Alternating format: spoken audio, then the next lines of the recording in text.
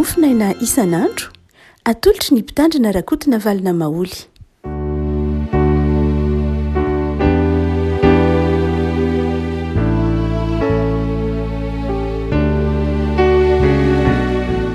Fanamerabantsika rehako malalatra ity zoma fa 4 ny volana martsa ity ny mofinaina voalahatra atsika ny matio toko fahasivy matio toko fahasivy andiny fahasivy ka hatramin'ny fahatelo ambin'ny folo fakitsika amin'ny anaran'i Jesosy. Ary no niala teo Jesosy dia nahita lehilahy hoe Matio nipetraka teo ampamoriketraka ho izy taminy handeha naraka dia nitsangana Matio ka nanaraka azy. Raha nipetraka ninana tao an-trano izy ireo nisy mpanota sy mpamoretra maro tonga ka niara-nipetraka tamin'i Jesosy mba mpianatra. Ary ny fariseo raha nahita izany dia niteny tamin'ny mpianatra hoe nahoana kosa ny mpampianatra anareo ny miara-komana amin'ny mpamory hetra sy ny mpanota. Ary raha nahare izany Jesosy dia nanao hoe tsy nifinaritra ny mila mpanao fanafody fa ny marary, fa mandehana ka mianara izay hevitry ny teny hoe famindram-po no sitrako fa tsy fanatitra rajadra fa tsy tonga iantso ny marinao fa ny mpanota. Iray masonao manamasinana ny fahamarinana ny teninao no fahamarinana. Amen. Tantara ny antsony Jesosy any Matio ry havana ity mofinainao atsika any ity. Tantara tsotra kanefa mifono hevim-panala alipaka momba ny fitiavan'Andriamanitra sy ny lanjany atsotsika hoe fiantson'Andriamanitra antsika. Taorian'ireo fahagagana maro samihafa izay nataon'i Jesosy dia amin'ny etapany voalohany ity dia Jesosy nanasitrana ilay marary ny paralesisa amin'ny 9 voalohany ka hatramin'ny fahasivy mialoha ity mofinaina izay voavaky teo ity ry havako. Izany hoe ilay marary ny paralesisa dia tsy inona tsy akory fa mifanakaiky ihany amin'ilay aretina mety nahazo any ara-panahy nahazo any Matio. Samy tsy nisy nanao na inona eto na ilay marary ny paralesisa na i Matio. Jesosy niteny tamin'ilay marary ny paralesisa manao hoe nitsangana ka mandehana betao ny fandrinao dia mody any amin'ny tranonao. Takizay koa no nitenenin'i Jesosy tamin'ny Matio manao hoe avy anaraka. Ary dia fanasitranana anankiroa zany no asehon'ity Matio toko fahasivy ity. Fanasitranana ilay marary ny paralesisa fa fanasitranana ny Matio koa izay midika fa ny antso le afaka malala dia izao tena fanasitranana mihitsy. Ny olona antsoin'Andriamanitra dia sitranan'Andriamanitra. Ary izay mahatonga ilay 2:20 manao hoe tsy nifinaritra ny mila mpanao fanafody fa ny marary. Tena fanasitranana mihitsy zany no asehon'ity mofinaina voalahatra ity. Ny tapany voalohany amin'ny toko fahasivy fanasitranana arabatana ilay lehilahy marary ny paralesisa famelan-keloka mitondra fanasitranana. Fa eto kosa ny tapany faharoa amin'ilay antso izay natao tamin'ny Levi na i Matio dia fanasitranana mitondra fanasitranana ara-panahy, antso mitondra ho amin'ny fanasitranana ara-panahy.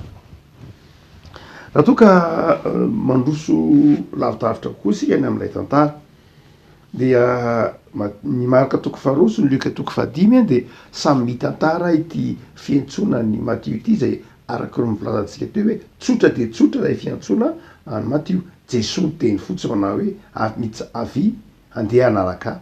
Andiny ny faharoa, andiny ny fahasivy dia nitsanga Matio ka nanaraka azy. Tsy nitansaina lay tsipirian'ilay hoe nanahoana ny zavatra nitranga tao fa io Matio hoe za tamin'ny natsoin'i Jesosy dia niteneniny fotsiny andeha anaraka dia nandeha. Tsy nametra-panontaniana hoe fanahoana, tsy nametra-panontaniana hoe fanao inona fa rehefa hoe natsona dia nanoe satria Matio no mitantara eto. Fa ny marika toko faharoa araka milaza teo sy ny Luka toko fahadimy dia somary misy mahasamihafa kely azy. Amin'ny marika toko faharoa sy ny Luka toko fahadimy dia tao an-tranony Matio Jesosy no sakafo. Zany hoe tao an-tranony Matio Jesosy no sakafo, niraisin'ny Matio tao an-trano zany Jesosy ny an-trano tao an-tranony Matio. Zay raha ohatra ka ny tantaran'ny Marika sy Luka ity tantara ity. fa Matio kosa rehefa mitantara azy dia tsy zay hoy izy noho izy fa Jesosy no nanasa Jesosy no nanasa ny Matio hoy Matio tao amin'ny tranony tao Kapernao. Ao an'ny Marka toko 2 sy Luka toko 5 de efa tafitohina sahady ireo mpiaino an' Jesosy reo nanatry mason'ny Jesosy manao hoe fa maninona kay Jesosy no miatrano any amin'ny mpanota. Fa amin'ity Marka Matio toko 7 ity de zao tsy niatrano tany amin'ny mpanota Jesosy fa nampiatrano mpanota mihitsy.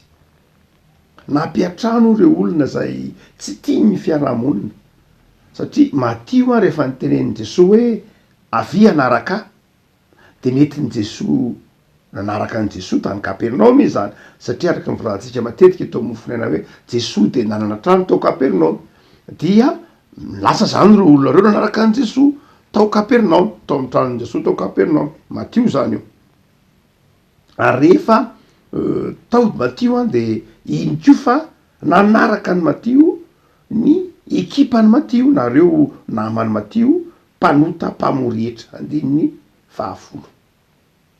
Zany hoe Jesosy nandray vahiny ary reto vahiny ndraisin'ny Jesosy Matio ihany nasaina hoe avia anaraka saingy indreo koa tonga ny mpanota sy ny mpamorietra niara-nipetraka tamin'i Jesosy mba mimpianatra tao amin'ity trano tsotra tao Kapernao.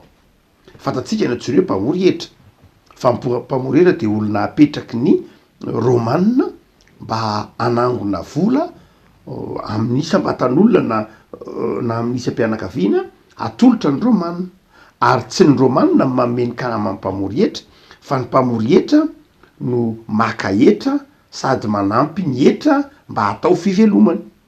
Zany hoe raha ohatra ka ariary zato ny etra takin'ny Romanina amin'ilay tanàna de le mpamorietra manao hoe roanjato ny alaiko io de ny ary zato makaty amiko ary ny ary zato many ary zato makany amin'ny Romanina. Mpamorietra zany tena olona nalalaka mihitsy tam'izay heverina atao hoe etra dia ny adidiny fotsiny de zao manome ny etra tadiavin'ny fanjakana Romanina amin'ilay tanàna hoe zao ny etra tokony aloha ampidiriny ity tanàna ity de le mpamorietra no manao zay idirany etra amin'iny fa izy de maka ambony ampangana izy zany maka amboniny mba hahafahany miaina sy mivelary zay tiany atao mihitsy.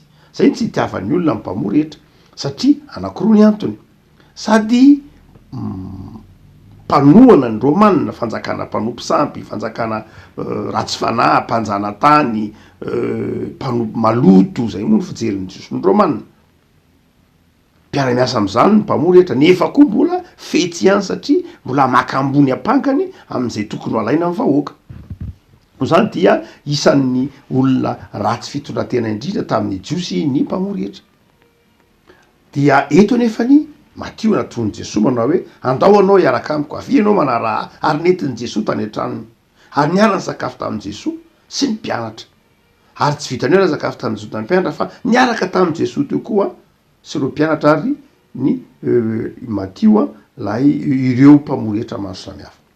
Mazava ho azy fa tafitohina ny fariseo tafitohina ny mpanora-dalàna manao hoe fa hoana kosa ty ataon'ny mpampianatra anareo ty mandoto sady mandoto ny tenany izy nefa izy milaza ho mpampianatra sady mandoto ny tenany izy fa miara misakafo amin'ny mpanota no mandoto ny namanareo mandoto ny tokantranony amin'reto mpamorietra mameno tanàny reto amin'reto olona rasy fitondrateny reto mandoto ny tenany sady mandoto ny hafa fa maninona izy ny manao an'izao mandoto ny fivavahany izy. Ary dia hoy Jesosy miteny manao hoe tsy ny finaritra mila mpanao fanafody fa ny marary. Inona dika zany teny zany? Teo amin'ny Jiosy de fanao ihany miara misakafo tahak'izao. Zany hoe rehefa ohatra ka misy mpamorietra na misy olona heverina ho maloto tahak'izao dia mandeha makany amin'ny tempoly izy aloha de manao ny fomba rehetra any amin'ny tempoly. Zany hoe misy sorona tao any amin'ny tempoly, misy fanatitra tao any amin'ny tempoly. Ao aorianan'io fanatitra tao amin'ny tempoly io raha ohatra ka hoe misy fanasana tao zany dia manasa mpanota ianao zany ohatra hoe miara misakafo amina mpanota anao satria ao anatin'ny fiarahamonina mety pitrangy zany de ny atao aloha de zao lasa aloha makany amin'ny tempoly manao fanatitra dia mandeha manao fanatitra aloha diovina aloha zany any amy tempoly ilay olona asainao la ohatra ka somary ataoko hoe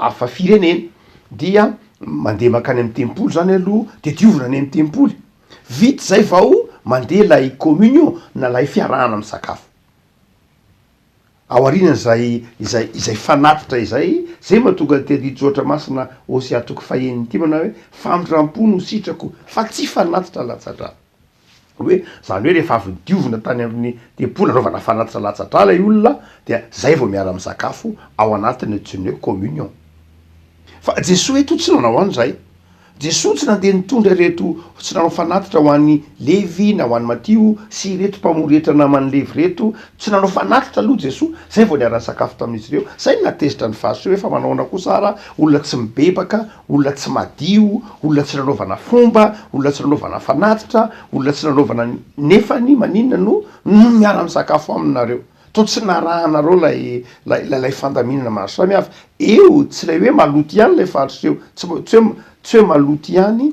ilay ireo mpamoretra ka niaraha Jesosy ny sakafo fa izao tena tsy najaina mihitsy ry fahatroseo ny fomba tokony nanao fanatitra aloha nareo tokony nanao an'izao sy zao nareo de hita mihitsy le fibebahanareo satria nydikany hoe atao lay fanatitra atao lay sorona dia famatahana tamasiny fibebahan'ireo mpamoretra reo zany zay vao natao lay sakafo saingy tsy zay nefa no nitranga fa tonga dia netiny Jesosy tao an-trano nasainy Jesosy tato an-trano i Matio ary niaraka tamin'ny Matio avy an-trany kosa ireto namany Matio Jesosy tsy nanasa reto mpanota ireto fa i Matio nasainy Jesosy saingy Matio kosa nitondra namana be dia be nanaraka ny Matio ny namany Matio tao am' Jesosy zay nisy ny mpianatra raha teo re afaka malala inona no tianyty filazantsary ty lazaina rehefa azotsika mazava tsara zay tokotany nisehony ny tantara izay zavatra anakiroa mazava tsara ny voalohany indreo de zao Jesosy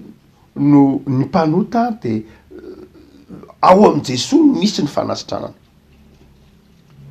mpanota de marary fa ao am' Jesosy no misy ny fanasitranana ary zay mahatonga an' Jesosy miteny manao hoe tsy ny mpanoty tsy ny finaritra mila mpanao fanafody fa ny marary zany hoe ireto olona zay miara misakafo am' Jesosy retoreto de efa sitrana tsy marary tsony reo fa efa sitrany reo sitrana noho ny antsony Jesosy sitrana noho ny fanekeniny teniny Jesosy sitrana noho ny fiainony an' Jesosy ny fahasoa manao hoe maloto reo marary reo dia o Jesosy tsy zay no misy ka efa sitrany reo tsy ny finaritra ny mila mpanao fanafody fa izao ny marary reo olona reo efa sitrany reo zay nydikan'le izy voalohany le avako malala ny tiany marika ny tiany Matio tantakaina eto de zao manao hoe Jesosy de fanasitranana ary eo am' Jesosy ny misy ny fahafenony ny fanasitranana na amy lafinininy io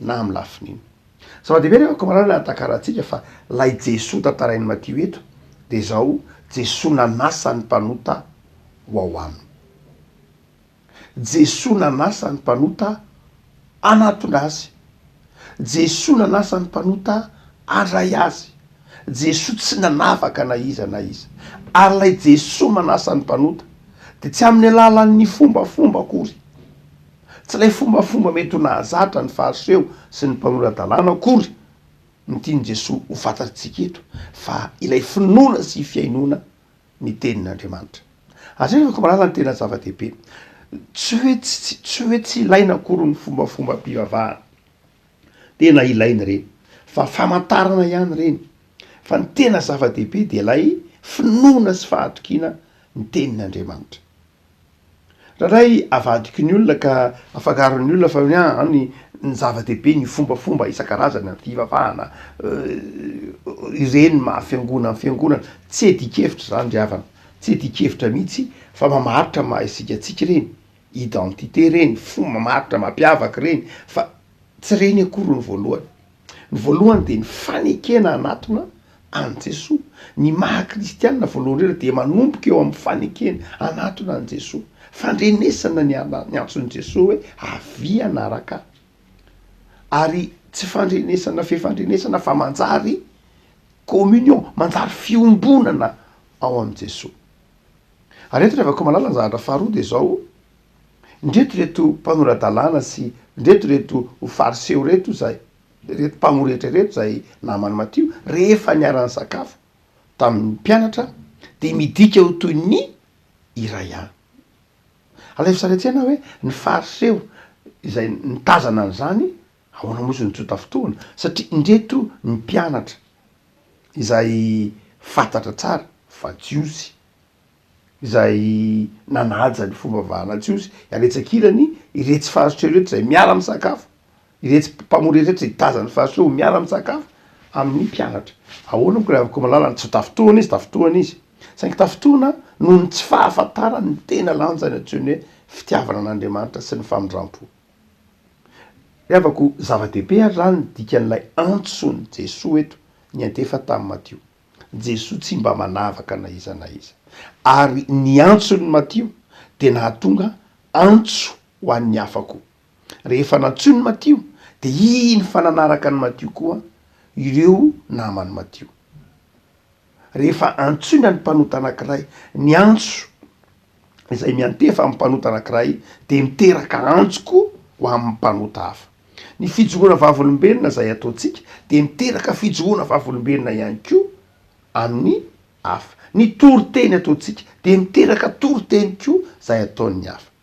Rehefa malala izay toetsaina izay ny tiany Matio takatsika manao hoe ny antso dia tsy hoe ho an'olona anankiray ihany fa rehefa tsapan'ny olona anankiray ny antso dia iny antsony anankiray iny miteraka antso ho an'ny hafa indray ary iny antso ho an'ny hafa iny de miteraka antso ho an'ny hafa indray.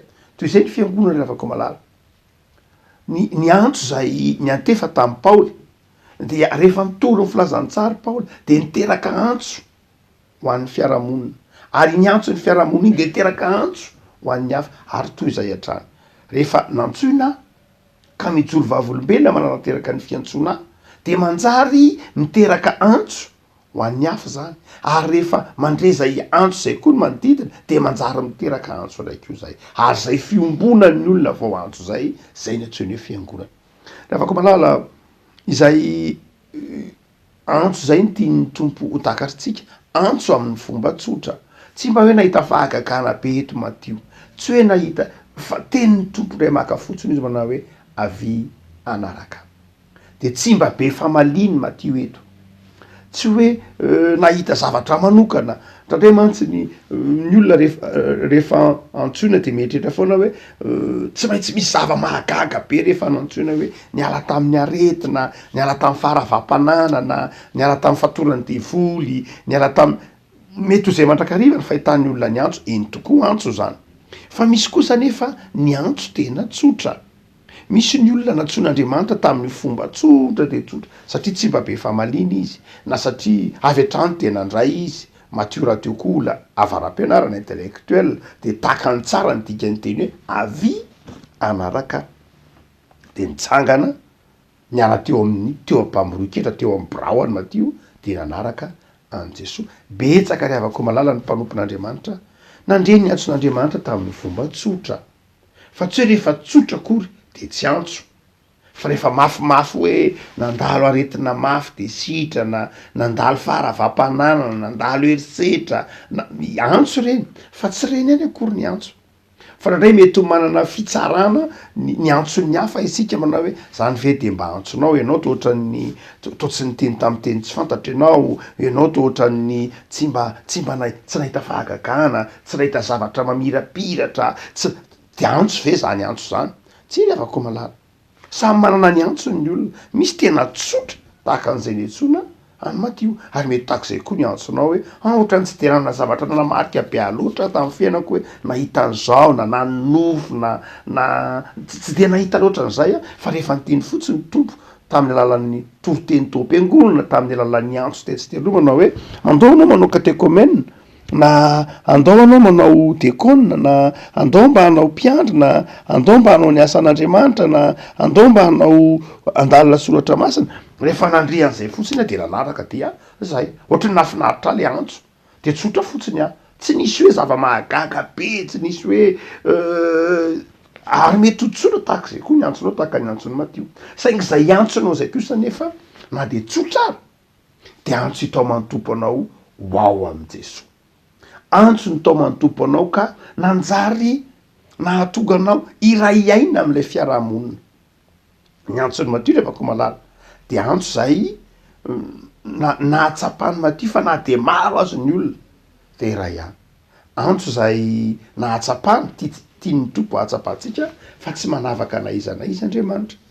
Ny antson'i Jesosy de natao hiantefa amin'ny olona rehetra na iza izy. Lavako engany ho takatrao fa ny tenin'ny tompo eto de manao hoe tsy ny finaritra mila mpanao fanafody fa ny marary. Zay manatona an' Jesosy de efa mandray fanasitranana ary Jesosy koa tonga hamonjy izay rehetra marary. Engany lavako malala hositran'ny tompo na ny firenentsika na ny fiarahamonina misy atsika. Jesosy eto no nitaona atsika hanatona azy. Jesosy eto no nitaona atsika handreny antsony. Jesosy eto no nitaona atsika hanavao fanoloran-tena. Engany avako malala am'izao akatoky ny Pasika izao, akatoky ny ranomasina izao, ho renao ny antson'ny tompo ary ho tsapanao fa te hitaona anao ho ao aminy Jesosy. Te hitaona anao ho eo akaikin'ny Jesosy. Ivavaka sika.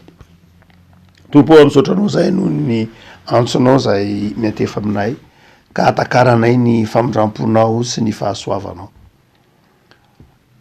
Antso mpitiavana ny antsonao. Antso tsotra manatona anay ho sitranina, manatona anay antso nitaona anay hiaona aminao, hiara-miombona aminao Andriamanitra ao am' Jesosy.